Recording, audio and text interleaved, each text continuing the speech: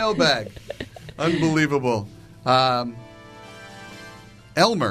wants to know. Don't be laughing at the Not people. Elmo. Elmer. Not Elmo. Elmer.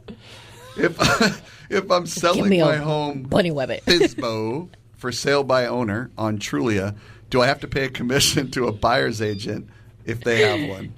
If the buyer has an agent and they're under, I've told you before, a lot of agents don't have a buyer-broker agreement, but a smart buyer is going to want to have representation. So that's just a cost that a FSBO seller should assume that they're going to have to pay and expect that they're going to have to pay in order for that buyer to work with them. Now, can they negotiate it whether it's 3%, 2%? Yeah, because usually the seller that's going to have a listing agent working for them and then a buyer's agent coming in, they're going to pay anywhere from a 4 to 6% total commission.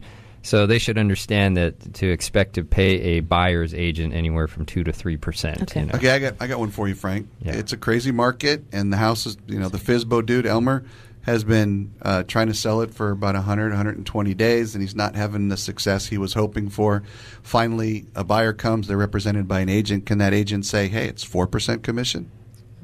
Well, sometimes, I've had a case like that where I took my buyer to a FSBO seller, and things just weren't working out. The terms couldn't be negotiated, and myself and the seller ended up hitting it off pretty well. I ended up listing the property for her.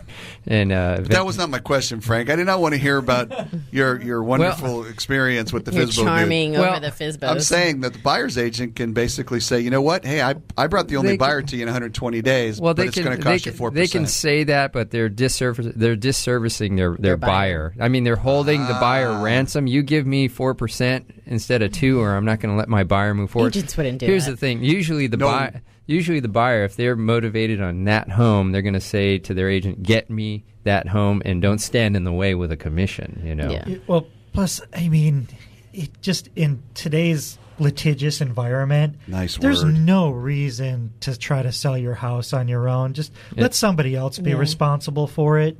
I mean, there's too That's many really things the that best can go advice wrong. we can give you, Elmer. Yeah. There's too many things that can go wrong. You could have more cost in legal problems than commissions, and it would paid have nothing to do with you as the seller. The buyer might just feel ripped off about something and get mad and start slinging suits around. So once again, the gang at Keeping It Real Estate on the Beach has totally beat up a mailbag question at that. Extended it way past where it needed to be. And speaking of... And inform people. And I suggest using a bow and arrow. Gang, as we move into 2012, we're going to be taking it to the streets. So the gang here in the booth is going to get together with a bunch of local pros and put on a free series of educational seminars on buying, selling, and investing in today's crazy real estate market. We're just going to basically help you out in person. It's the last Wednesday of every month. Come join us. Get your questions answered right there. We'll have professionals in foreclosures, short sales, down payment assistance, and many other pieces of the market itself. It's a great way for you to get the answers you need, and you can sign up and get more details at helplongbeach.com, www.helplongbeach.com.